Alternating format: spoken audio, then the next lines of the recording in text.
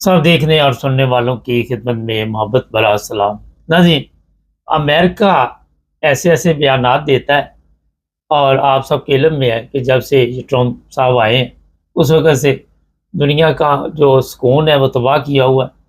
Greenland के बारे में कभी बयानात, कभी ईरान के बारे में, इरफ़ान मुक़ासम हमारे साथ है। ख़ान साहब, अब यूरोप ने वहाँ पे अपनी अफ़वाज भेज दी, चाहे थोड़ी भेजी है, तो अब क्या कह रहे हैं साहब बहादुर ट्रम्प साहब? देखें, जो यूरोप ने जो फौज भेजी है, तकरीबन सारे ममालिक की जो जो फौज थी, जितनी फौज थी वो वहां पहुंच चुकी है। और उसके ऊपर ट्रम्प साहब ने अपना रद्द-ए-अमल ये दिया है कि उन्होंने कहा है कि मैं 1 फरवरी से तमाम जो कुछ भी इन ममालिक से इम्पोर्ट होगा यूरोप से, उसके ऊपर मजीद 10% ड्यूटी लगा दूंगा। अच्छा। और 1 जून से जो है वो 25% हो जाएगी अगर हमारा कोई एग्रीमेंट वगैरह ना हुआ।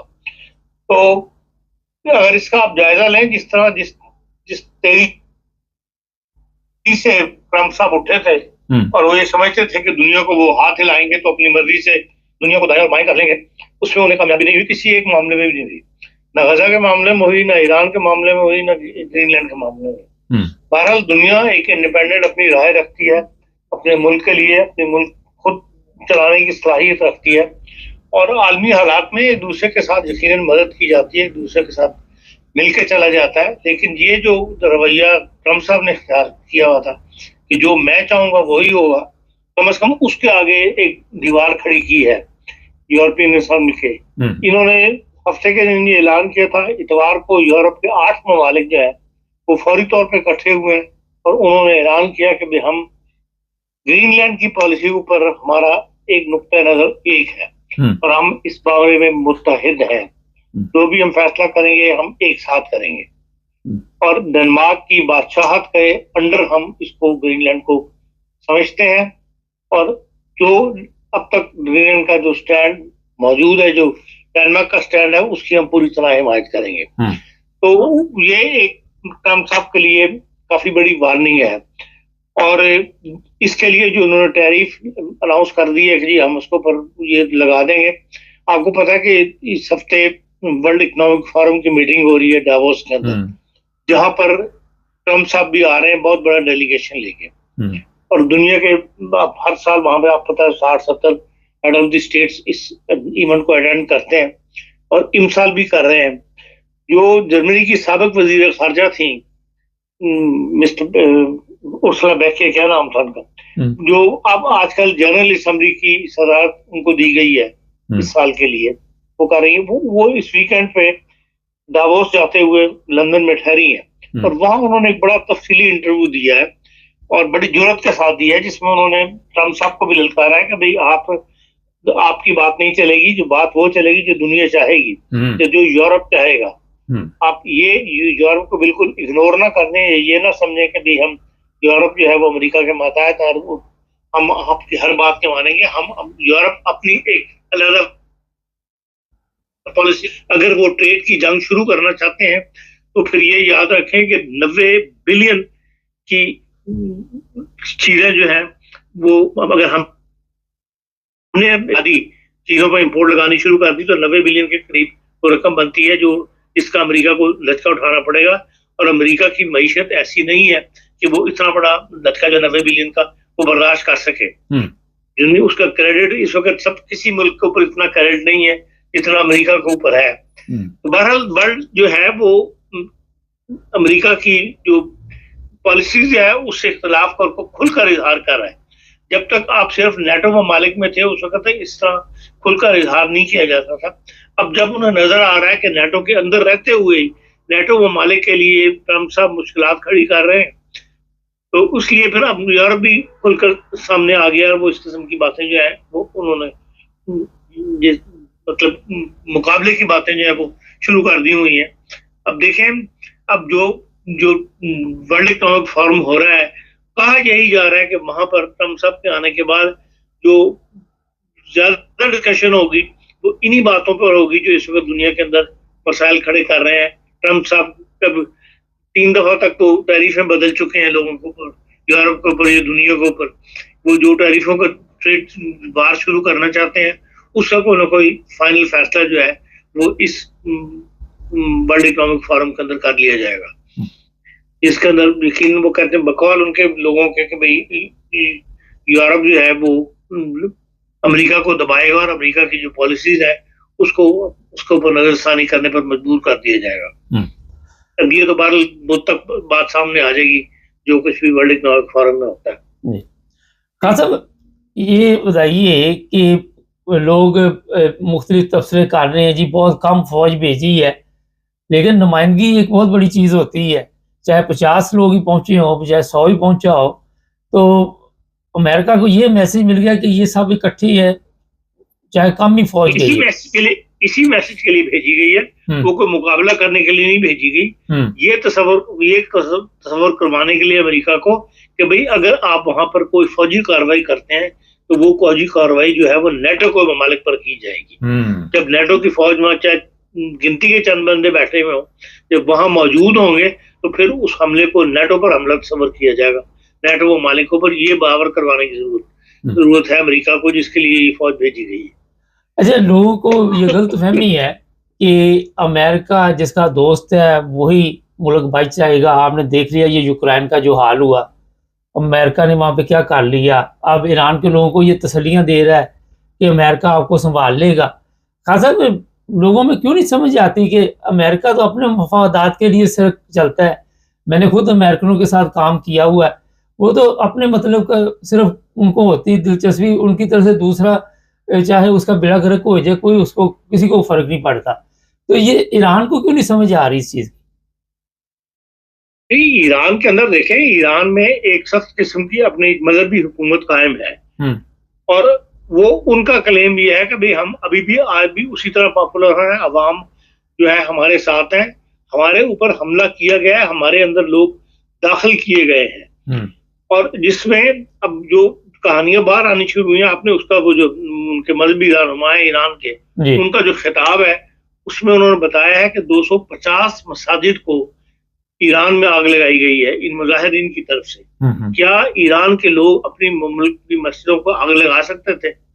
वो ये साबित करना चाहते हैं कि ये लोग दाखिल किए गए हैं, ये इस रगीरों को तब्दीली चाहते हैं मगरिबी दुनिया, और वो ईरान ये चाहता है कि अगर जो भी तब्दीली आएगी वो ईरान के अवाम की तरफ से आएगी, ना कि बैरूनी ताकतों के बल के ऊपर। जिस तरह के अमेरिका ने ये बदमाशी चलाई हुई है कि भाई जिन छोटे ममालिक के अंदर ये जहाँ पे वो चाहता है अपनी मर्जी हुकूमतें लाना, वहां पर ले आता है, जैसा कि लीबिया में कर लिया, जैसा कि शाम में कर लिया। तो वो ये बताना चाहते हैं कि भाई हम लीबिया और शाम नहीं है, हम इराक हैं, जिनकी एक अपनी तारीख है, जिनकी अपनी हिस्ट्री है। ईरान है और हमें इस तरह आप नहीं दबा सकते जिस तरह के आप दबाना चाहते हैं कि जो आप चाहते हैं वो कर लें। तो इसलिए ये आपको जो मंजर नजर आ रहा है उसमें वो हकीकत यही है कि भाई अब ईरान के अंदर क्यों मुजाहरे बंद हो गए, ये क्यों उस तरह मुजाहरे नहीं हो रहे जिस तरह शुरू हुए थे, दुनिया उठी थी। उसकी वजह यही है कि भाई जो जिस कदर दुनिया इन्होंने दाखिल की थी वहां पर अपनी स्कीम के तहत, वो ये सब करवा रहे थे। ये मतलब हकीकत है कि वहां पर 100% लोग जो है वो मुतमईन नहीं, वो दुनिया में कहीं भी 100% लोग मुझसे मुतमईन नहीं होते। लेकिन ईरान के अंदर दिन ब दिन वो आवाज स्ट्रांग हो रही है जो मुल्लाइज्म से जान छुड़ाना चाहती है। लेकिन अभी तक उनकी मजहबी रहनुमा जो है उनकी आवाज मौजूद है और लोग उनको पसंद कर, इसलिए मगरबी दुनिया उनको हटाना चाहती है।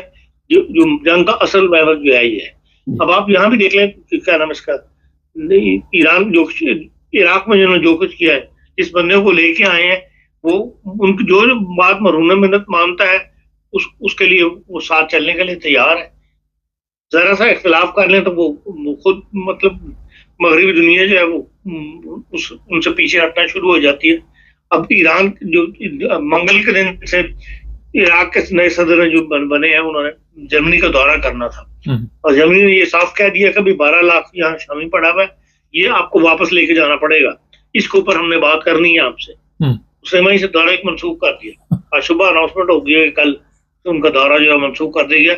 और जर्मनों ने बाकायदा कहा है कि ये दौरा इराक की तरफ से मनसूख किया जा रहा है, हमने नहीं किया। खान साहब, ये जो 12 लाख यहाँ पे शाम के लोग बैठे हुए हैं, इनके पीछे क्यों जर्मन पड़ गए? पहले तो बड़े सुकून से चल रहे थे और उस वक़्त तो बड़ा इनको खुशामदीद कहा था उसकी, उस वक़्त की वज़ीर-ए-आज़म जर्मनी की जो थी। देखें, जर्मनी, इनको जो वीजा दिया गया था, इस तरह यूक्रेन को कंडीशनल वीजा दिया गया है, इस तरह शाम के लोगों को भी कंडीशनल वीजा दिया गया था। कभी इनके हम जब इनके हालात दुरुस्त हो जाएंगे तो ये लोग अपने मुल्कों को वापस चले जाएंगे। और यही अब जर्मन गवर्नमेंट चाहती है कि जो यहाँ सेटल हो गए हैं वो उनको बाहर नहीं निकालना चाहते वो, लेकिन जो इस वक्त सेटल नहीं है, जिनके वीजे क्लियर नहीं है, जिन पर जो हुकूमत के ऊपर बोझ है, कोई काम नहीं कर रहे, किसी किस्म की ट्रेनिंग वगैरह हासिल नहीं कर रहे, उनको वो कह रहे हैं कि भाई उनको अब अपने मुल्क रह जाना चाहिए, क्योंकि हम शाम को भी काफी इमदाद दे रहे हैं और शाम के हालात भी पहले से बेहतर हो रहे हैं और वहाँ जमहूरी हुकूमत जो है कायम हो जाएगी। तो इस वजह से मतलब ये उनकी बुनियाद है शामियों को निकालने की। खासा जर्मनी, क्योंकि उन्होंने वीजा जो है उनको यहाँ एंटर किया गया था। लेकिन इस वक्त जिस तरह नेटो के हालात बने हुए हैं, रूस तो बड़ा खुश होगा यूक्रेन जंग में, ये रास्ता साफ होता जा रहा है। देखिए, उसके लिए जहां भी ऐसे जंग के हालात पैदा हो रहे हैं, जहां आपस में मगरबी ताकतें यहाँ टकराएंगी, और लाजिम बात है कि रूस जो है वो खुश होगा कि भाई ये ब्लॉक जो है ये कमजोर पड़ा है, ये ब्लॉक जो है टूट रहा है, क्योंकि भारत दुनिया 2-3 ब्लॉकों में डिवाइड हुई थी। जी, अच्छा, ये थोड़ा सा बताएं, जर्मनी में आज दोबारा जो पार्लियामेंट है उस पर बहस शुरू होगी, जो भी मामला है। हाँ जी, वो अभी तक फाइनल नहीं हुआ उसका, क्या नाम उसका, बुर्गरगिल्ड वाला मामला। तो अभी मतलब ये मामला से अभी चलेगा जर्मनी के अंदर। और कोई खबर वहां की जर्मनी की हो तो बता दे हमारे देखने वालों को। जर्मनी को वही स्पेन में जो रात एक्सीडेंट हुआ है वो बहुत ज्यादा उसका शोक मनाया जा रहा है। 39 लोग जो है बहुत 300 किलोमीटर की स्पीड से 2 ट्रेनें आपस में टकराए। तो आपको पता है जो हालत होगी, तो 150 से ऊपर लोग शदीद जख्मी हैं और 39 जो लोग हलाक हुए हैं। उसका बाहर पूरे यूरोप के अंदर एक गम की कैफियत है, उसको सब उस खबर पर अफसरदा है जो कुछ। खासा इतना जदीद सिस्टम जर्मनी का है, पहले भी इस तरह के कई इक्का दुक्का हादसा हमारी नजर से गुजरे हैं, तो क्या वजह है इसके बावजूद ये हादसा हो गया? देखिए, इस कदर ट्रेनें हैं, उसमें कहीं ना कहीं कोई मिस्टेक हो जाती है। इसमें जिस तादाद में रोज आप 2000 से ऊपर ट्रेनें तो बरन के बानों से गुजरती हैं, आप देखो तो उसमें अगर कभी कहीं का ऐसा वाकया हो जाए तो कोई ना कोई इंसानी गफलत तो यदि जो पिछले साल यहाँ पे हुआ था ये जो है बारन का जो मशहूर पहाड़ी इलाका है, वहां पे भी एक्सीडेंट हुआ है, जैसा 5 बंदे हलाक हो गए थे। उन पे भी दो बंदे जो है वो उन्होंने डिसमिस किए थे, दोनों के ऊपर जो है मुकदमा जो है आजकल चल रहा है। पिछले हफ्ते उसकी समाअत वगैरह शुरू हुई थी। इसलिए कहीं ना कहीं ह्यूमन मिस्टेक हो जाती है। मुमकिन है कि स्पेन की भी कोई ह्यूमन मिस्टेक हुई हो जिसकी वजह से ये एक गाड़ी दूसरे ट्रैक के ऊपर चढ़ गई। तो जी, चले वो आप ये देखें जो कुछ कराची में कल वाकया हुआ है जी, उसके अंदर भी इंसानी गफलत ही है। बता दें थोड़ा सा हमारे देखने वालों को बता दे थोड़ा सा उसके बारे में। देखिए, वो कराची की जो मार्केट इसमें कल आग लगी है, अभी तक 36 घंटे, एक तो उसको आग बुझाने में 36 घंटे लग गए और फिर अभी तक ये फाइंड आउट नहीं हुआ कि ये आग कैसे लगी थी आग पर। और कई सौ बंदा जो है उसके अंदर इन्वॉल्व है। दुनिया अभी तक चीख रही है, चीखों पुकार जारी है कि भाई लोग नहीं मिल रहे कि वो कहाँ गए, अभी तक जल गए हैं, ये कहाँ है। तो बाहर ये एक अफसोसनाक वाकया। और जो फायर ब्रिगेड की जो हाँ दुकानों के अंदर जो हुक्म है कि भाई वो फायर लगा के रखो, आग बुझाने वाला, वो सारे के सारे खाली थे। इसी दुकान के अंदर भी वो कह रहे हैं कि ऐसा तो नहीं था जिसके अंदर वो फायर बुझाई सकती हो, फायर ब्रिगेड ने ही आके काम किया। तो जब हम ये भी तो एक मिस्टेक की बात है ना कि किसी ने भी अपनी तवज्जो, हम कानूनी कार्रवाई पूरी करने पे तैयार नहीं है। हम गफलत की मतलब इस हद तक है कि भाई इतनी बड़ी मार्केट के अंदर जहाँ 200 से ऊपर दुकानें हैं, 1200 दुकानें हैं, वहां पर आप ये अपनी आग बुझाने वाला सिस्टम जो है वो भी चेक नहीं करने आता कि भाई ये दुकान में जो सिस्टम लगा है इसमें गैस वो आग बुझाने वाला मटेरियल मौजूद है या नहीं मौजूद है। तो हर जगह गफलत जो है वही आड़े आती है और वो उसी का रिजल्ट जो है वो दुनिया को भुगतना पड़ता है। जी, बहुत शुक्रिया खान साहब।